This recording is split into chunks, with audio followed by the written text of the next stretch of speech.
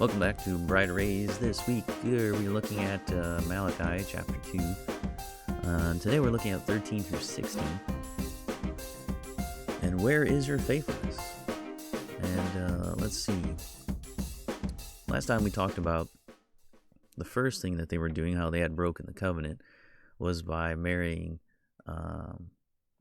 these women that were following foreign gods.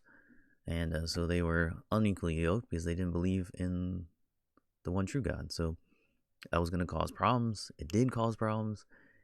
It always caused problems. It still does cause problems. God cares about relationships, who we marry. And so if we're marrying unbelievers, those who have a different faith than us, it's going to cause problems no matter what. Some people learn to compromise and to get along. But usually that means compromising in your faith rather than just other things. So you can, those who marry someone of a different religion, usually the Christian has to compromise on their strong stance. Otherwise, it causes problems, or it's not as good as it could be. This is how it is. So today we're looking at verses 13 through 16. And yeah, the people know that God doesn't care. People know that God cares about their worship. He doesn't care about their worship because of what they're doing. He cares about how people worship, but he doesn't care about their specific worship because it's not right. He has no regard for their offering and doesn't accept it with favor. So they go to his altar and weep and moan and pour out their tears because God won't pay attention to their worship. But why won't he accept their offering, they ask. Their tears and big displays of sorrow are really out of place. They're crying for the wrong reason. They should be lamenting that God is not paying attention to them. They shouldn't be doing that. Like they're like spoiled children who misbehave and then cry when they don't get what they want. What do they need to be sorrowing over? Their sin. That's the problem. They would have confessed their sin and turned away from it. They would be accepted. Instead, they want their sin and God's favor too. And God won't tolerate that.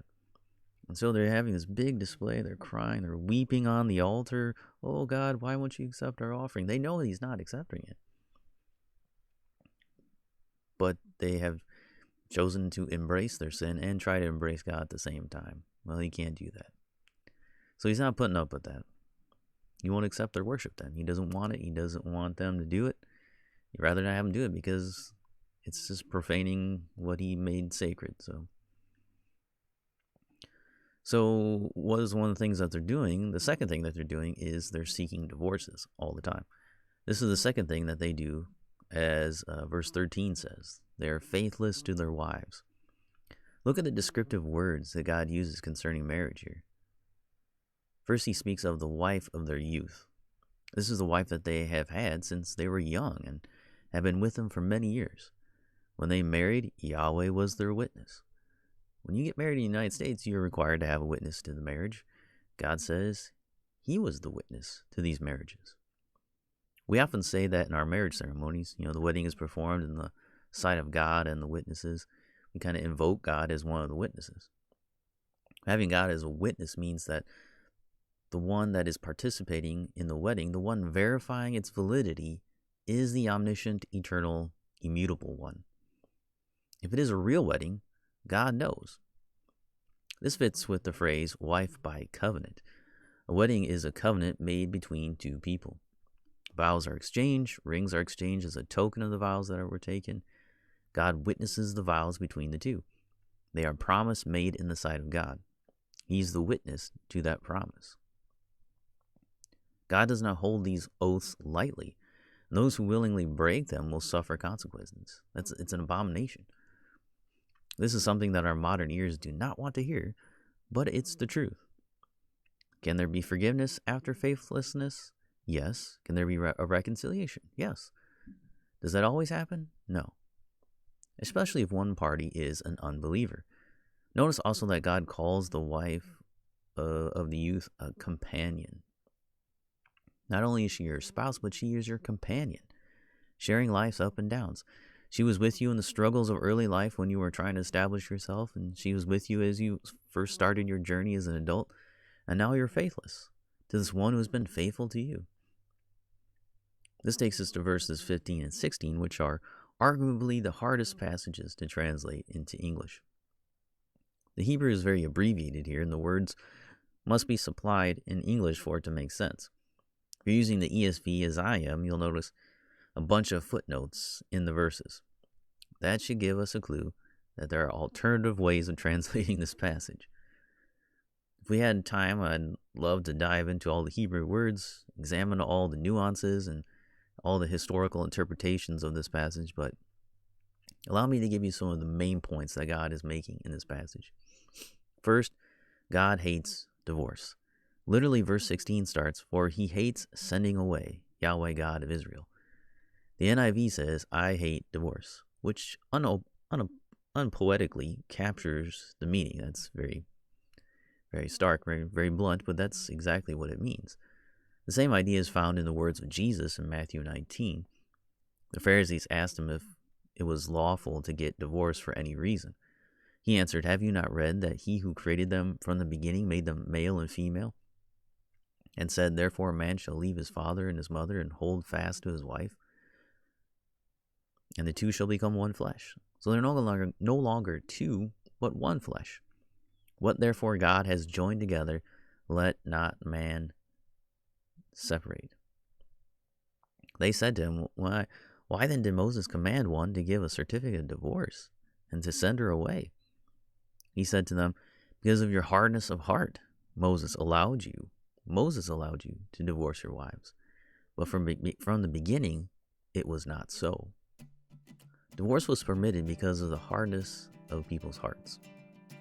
But that is not what God wants. Malachi speaks of the one, which corresponds to the two becoming one flesh. This is done by the work of the Spirit. God did this because he was seeking godly offspring. You see how serious divorce is? The two are one. There's one flesh from what once was two.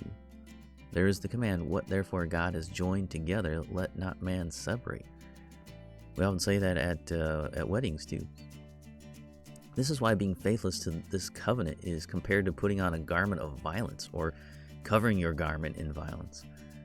You're ripping apart something that God has witnessed and joined. You're breaking oaths. You have made promises in the sight of God. He has been invoked as one of the witnesses to this. It's violence to take it apart. There's a reason why the command to guard yourselves is repeated, and this passage ends with, "Do not be faithless," or in other words, do not act treacherously. That's what happens when you get a divorce. So, this is a very serious topic, I get that. But this is what it says here. And if we want to take it seriously, then we have to agree with this. God doesn't like divorce. And I think sociology would prove that out, that as we study what happens to people as they get divorced, it's not pretty. It's not good. It doesn't matter if you're an unbeliever or a believer. It's not good. And we know this. We know that. It's not good for the people involved and the others around them. And if there's children involved, that's not good for them either. It's not a good thing. We should never glamorize it. We should never, we shouldn't make it bigger than what it is either. It's not an unforgivable sin. So we'll talk a little bit more about that next time as we look at the conclusion. But there is forgiveness here. There is, if you get divorced, if you happen to do that, there is forgiveness there. So, come back next time. We'll take a look at the conclusion of our study.